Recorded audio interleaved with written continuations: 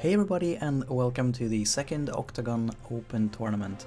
This is the first match of the fourth round, with both of these players being undefeated. So we have Michael on the bottom side, who has been playing incredibly well this Octagon tournament, undefeated, and on the last tournament he played really well as well. He got to the top 4 in the last tournament, and he only lost one game during the entire Swiss on the last tournament, and it's looking like he might be doing just as well this time around. So that is going to be interesting to see. And we have Logan here on the top side. I don't know a whole lot about Logan, but he is undefeated in this tournament, so it's going to be really interesting to see what he does. And it looks like he is playing in Mono Earth. That is what I'm assuming so far, and we see Ingus Effect going to put a free monk to the field. It is the new monk, and that's an incredible opening from Logan. We'll see what Michael plays, but I think he's playing an Earth deck as well. I'm not sure. People are allowed to shift decks in between games here, so it's going to be interesting to see. And we see a monk here from Michael's side. A monk discarding a Titan for a Young as well, so that is a reasonably good opening as well. The Ingus being 1k bigger, it's not super relevant. Young being brave, that is irrelevant, because Michael could potentially attack and then use something like a golem or somewhere. Or the reverse, bait and then use a golem. Very interesting indeed, so it's going to be a lot of monks here. What it comes down to, in my opinion, is if they play what light or dark characters they play. If they play Zemus, Emperor, Fusoya, or Warrior of Light, each of these 4 have way different strategies, so that is a huge deal. The Fusoya usually goes for more of the Cecil kind of play in Dark Knights. The Warrior of Light generally goes for more like Ingus and maybe Hushmal, for example, for some synergy plays. And those are the big ones, and maybe Emperor as well, because Emperor is so good in the Earth Mirror. It shuts down Vincent and monks, Kefkas and everything. So that is going to be the key, in my opinion, that settles it between Michael and Logan. Both players taking it quite easy and storing up cards here, not making any crazy moves yet, and I think we're gonna see economy plays for both players, both being really scared of losing their first character to something like a golem, and golem is stronger on defense, so both will sort of have a disadvantage if they attack. Earth is right now my favorite color. It is just always playing out so well, so incredibly well, both as a mono and as a supportive element and as a main color if you're running a second color. That is really interesting indeed. So we're gonna see here. Oh, we see a Vincent already on one backup. That is an incredibly expensive card, but you know, the first one with the Vincent gets the win, right? Since he rushed that card out, Logan really rushed that card out despite being on just one backup. I think he might be having a Vincent on hand. That's the only reason I can see him just tossing it onto the field immediately. Is he going to play a Vincent on his own, because Vincent can't break Vincent? No, is he a Guy? Fair enough. Guy is a nice card. On the other hand, though, if Leo Bastian has a Vincent on hand, it's going to be a very short start of this game at the very least. Let's see, what do we see here? Oh, we see water on the top side. I'm really excited to see that, because water and earth is just about my favorite color. And Minwu offers such great synergy here. I think it's absolutely fantastic, but Earth is one of the best colors of going around Minwu, so we'll see how useful Minwu is going to be in this matchup. And what is Michael's drop going to be? Warrior of Light could be useful, or Vincent could be useful here. He discards a Titan, another Titan is lost, and is he going to lose the Vincent? Maybe he is. We might see a golem or a Titan here. Yeah, we see a golem. Good for him. Michael has 3 cards in his hand though. He could possibly use a golem on his own here. to increase the Mustadio's power, to increase Roban's power level to 10. No, he didn't have a response to that. That is unfortunate for Michael, so the Raban is wasted, and that's just about one of the only ways he can deal with Vincent for another 2 turns possibly. And losing that Titan is absolutely a big loss. The Titan is something we'd want against this guy. So right now I'm feeling that Bastian has a slight advantage here. He has not played his Mustadio, and he has his Vincent ready. He would have preferably liked another backup though, because if he had another backup he could use the Vincent extremely cheap. We see an attacking guy, and he's going to block with Vincent. Yeah, the guy is broken. Alright, yep, guy attacked and was lost there. So what we're gonna see here on Logan's side, it is probably going to be another backup. He desperately needs backups at the moment, and tapping just one of his backups is going to be fine, while saving for a Vincent. I would not use Vincent's special right now though, and probably not on the coming turn either. Or actually on the coming turn it could be nice, because if his opponent is forced to play something like a 4 cost or 5 cost, it would turn into a really nice number there. But right now he wants to build up his economy and just go for it from that direction. So I would probably go for just attacking with Ingus, praying that the opponent just doesn't dare involving himself there. But swinging with Vincent is a little bit too scary probably. So maybe just save Vincent and threaten with the idea of using his death penalty there. Keep in mind that Michael is able to use Shantoto at his leisure now, and then his opponent is really struggling with the resources right now, so it wouldn't be very bad at all. We see Young going for damage here, and both players have the option of adding power here, so we're gonna see who dares the most, but I'm assuming Logan is just going to take the damage. He's not taking any damage at all, so just taking damage is fine. And you always have the shot of hitting Raban EX, for example, or maybe a Yuna, to hurt your opponent's economy and just snowball straight away from there. Alright, is he going to dare to put Vincent into combat here? If he has Golem in hand, he's likely to do it, but if he doesn't, he's not gonna do it. No, there is no Golem in Logan's hand probably, and we see him taking damage there. So both players have taken 1 damage. Right. We see Logan readying himself this time, and I'm assuming he's going to want to play backups now. If he plays another forward, he's just playing into a Shantoro. So I'd be really careful now. Michael saving his hand is kind of a giveaway in my opinion. So I'm assuming we are going to see a Shantoro from Michael's side if there is any more forward presence played at all. So Logan definitely wants to be really careful now. Well, Logan is careful and is not wanting to attack, assuming that Michael prepared his defenses well. And Leo Bastian ends up passing as well. Both players being really careful there. Very unfortunate for Logan there that he didn't have any backup plays to make. So Michael is now at 7 cards. Are we going to see the Shantoro?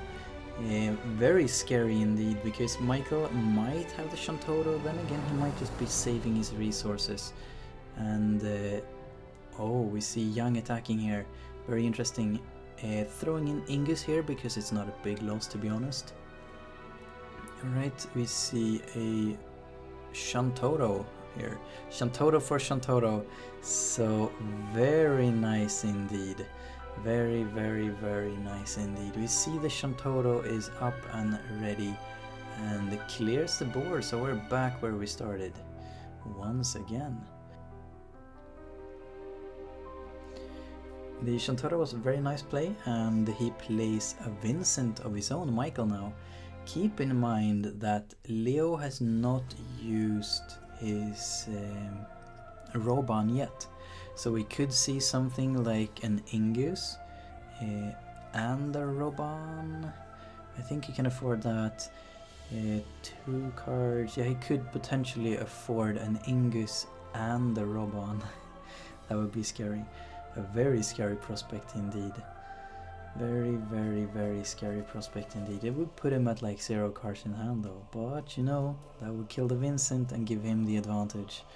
Very interesting, and Michael is at only 1 card, so it's not bad at all.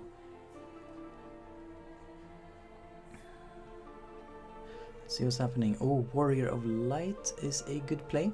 Warrior of Light is my favorite way of playing Earth at the moment. I feel that it's the most consistent, but mostly because of Ingus. Very interesting to see indeed. Ingus is absolutely fantastic play. Alongside the Warrior of Light, it is a very fine play indeed, and especially against Lightning. Alright, what we're gonna see here from both players is an attempt from Logan to get an economy advantage back here. So we're definitely going to want to see that. And a cross from Logan, a very nice play. Despite playing Warrior of Light and possibly some sort of water forward, I think the Anacross is really important as it gives primarily Young and Vincent their extra 1k, but also the Ingus 1k. The other forwards are important of course, but those are like the main beaters of the deck. And with a card like Hashmal, for example, you could use it to make all of your characters Warriors of Light, or you can make all your characters Earth, for example. It's super flexible.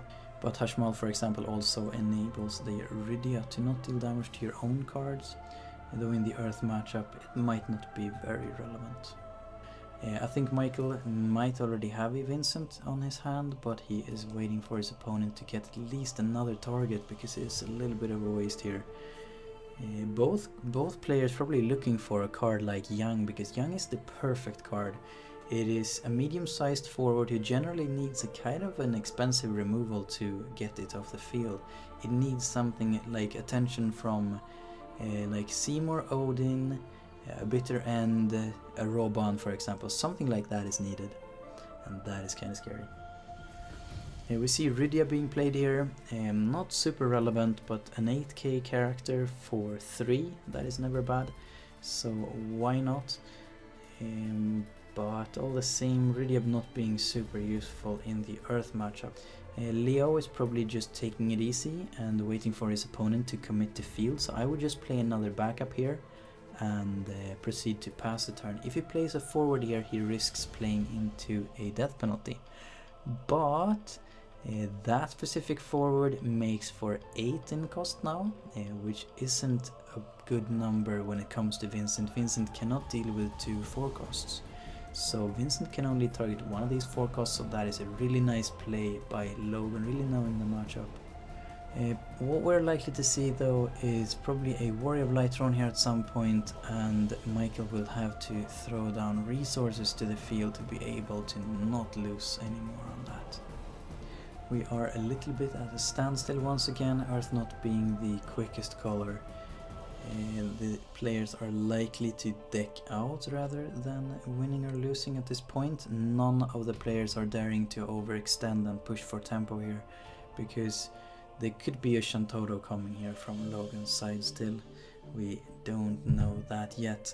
That he played the Ingus showed us that he probably isn't likely to do it, but Earth always have the option, and that is scary indeed.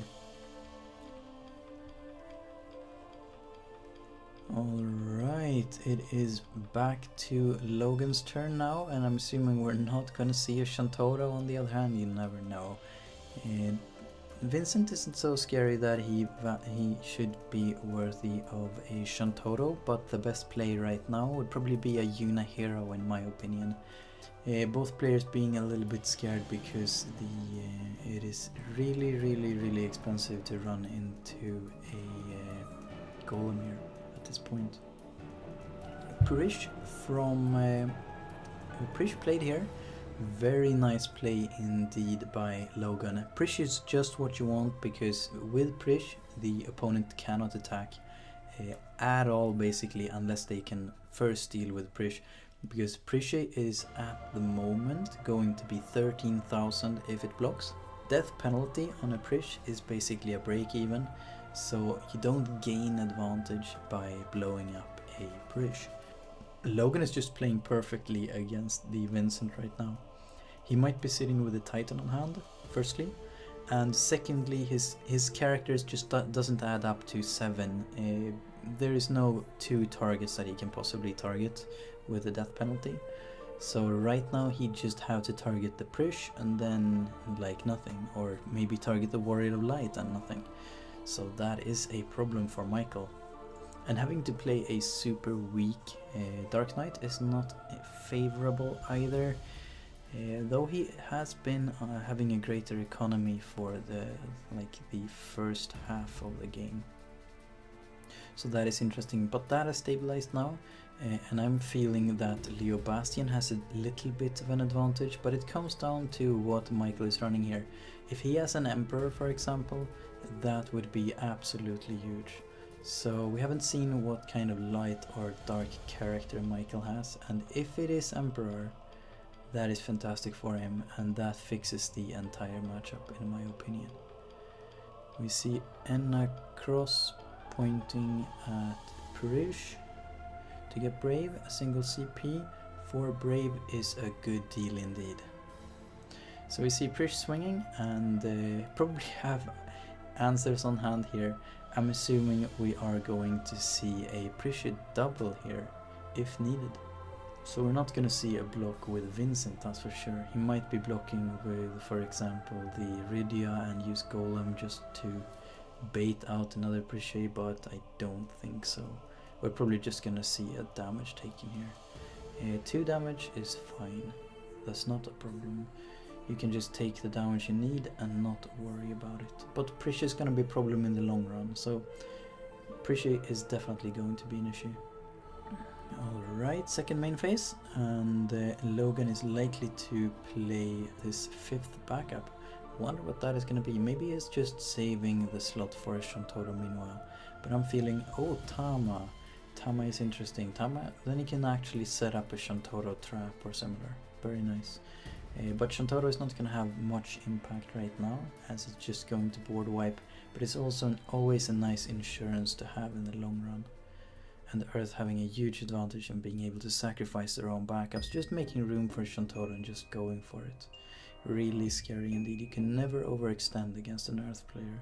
The matchup is really annoying, and I think the advantage goes to the player with Warrior of Light, as nearly all cards are around that 8,000 or 9,000 mark, and that just isn't enough to wound the Warrior of Light really. The Warrior of Light can just say, nah, shrug it off and just keep going, and that is a fantastic trait. But it's really interesting what kind of light or dark character Michael plays. That is going to be very important, and we're also looking at what more water cards are coming here from Logan. I'm assuming it's not just going to be Minwu. I'm thinking it's going to be the hero Yuna, which is kind of anti-meta, and possibly some more card here. We could see Leviathans, for example. There are so many good water cards to take a look at in this current format. But as we're seeing Enna Cross, it's not gonna be a whole lot of forwards. Okay, we see Monk giving Vincent power, probably just to make room for a backup perhaps. Machinist. The Machinist is gonna be quite useful, as it will be able to deal with the Warrior of Light. And Bagamnan can be useful, although Prish is a little bit too big at the moment. But as there are no small cards for Logan to, for Michael to target with death penalty, it's gonna be a little bit difficult. I'm assuming Michael already have a Vincent on hand and left a card active just in case he needed to use it, but he probably doesn't really want to use the death penalty on this turn. Alright, we see Prisha getting Brave once again, and is going to swing for damage. Losing the Bagamnon might not be bad either, I suppose. It's not a very interesting card to have. Alright, we see the Bagamnon blocking the Prisha, making sure there can be no free damage done. Quite a fine play by Michael, not wanting to get behind in damage. But once again, I think it comes down to what kind of light or dark character Michael plays. I'm assuming it's gonna be Warrior Light or maybe the Emperor. I'm hoping it's gonna be the Emperor. It's a very strong defensive card and it stops most abilities and is useful in the mirror, that's for sure. Right, we see Ingus swinging for damage here. You need to deal 11k damage to Ingus to actually bring it down, so it's a very nice play indeed. Right, so Ingus swings, and what is Michael going to do? He's probably just going to take the damage. Yeah, we see the Dark Knight blocking, and the Dark Knight is going down. Fair enough, the Dark Knight is down, Michael throwing away a very expendable character. We see Logan playing a 4-cost character. Is it a Vincent of his own? Possible. Monk as well, a 5-cost. Oh, it is Yang. So he's playing the big Yang here. Yang being quite a useful card for each monk or job monk other than Yang. Yang gains 1k power, and if the power of Yang is 10k or more, Yang gains Brave as well, so adding even more power.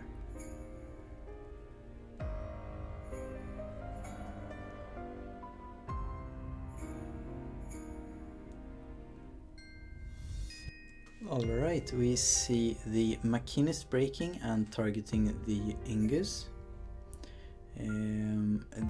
I think the Machinist is really useful in this way, but still not a bad play. I really like dealing with the opponent's cards straight away.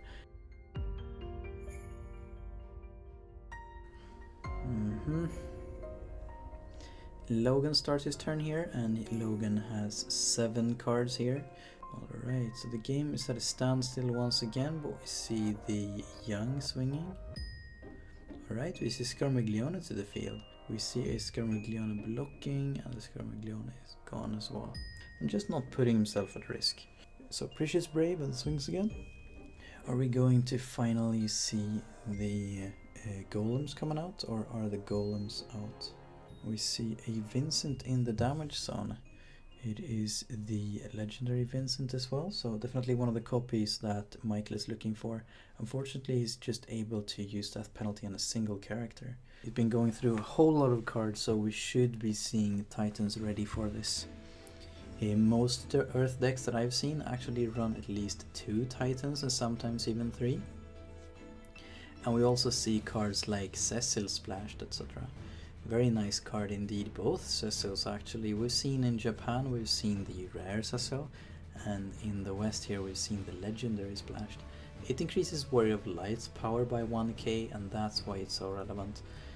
Apart from just making it better overall, it increases the power level of the Warrior of Light so that it reaches the cards like Vincent and Cloud, despite having cards like Cross or Mario active. Very important indeed, because the plus 1k format is absolutely huge. Ooh, interesting. So we have the game on a timer now, I can just tell you that. Hecaton Share is absolutely splendid. So using Hecaton Share on Cross would make a huge deal here for... Michael ends up playing an Ingus to the field.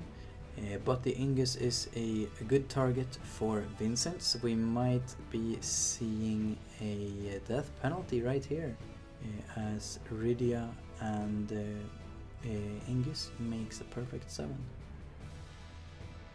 Oof, Gippal. Gippal is even better, pumping all of those characters up by 5,000. That is absolutely huge. So that means we have 4 enormous attackers. They're going to go for the damage, and this game should probably be over then. Well, it's not over exactly. A lot of damage is going to be dealt. Oh, we see for the first time now in forever, we actually see a bitter end here. Very interesting by his opponent here, dealing 12k Gippal buffed to the Vincent. Warrior of Light have always been 1k short, but with the Gippal it's way past. Okay, we're swinging with 15k Brave Yang right there. That is nice. Alright, so that is a damage. So Michael is at 4 damage now, and Logan is at 1 damage. Okay, Prishy is swinging as well.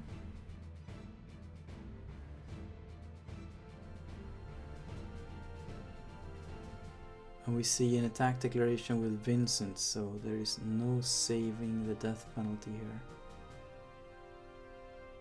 Alright, and we see Michael taking a damage there. Titan into the break zone, damage zone.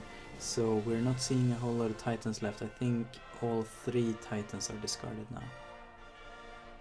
I think it is going to be a game on Michael's coming turn. He probably cannot defend against this onslaught.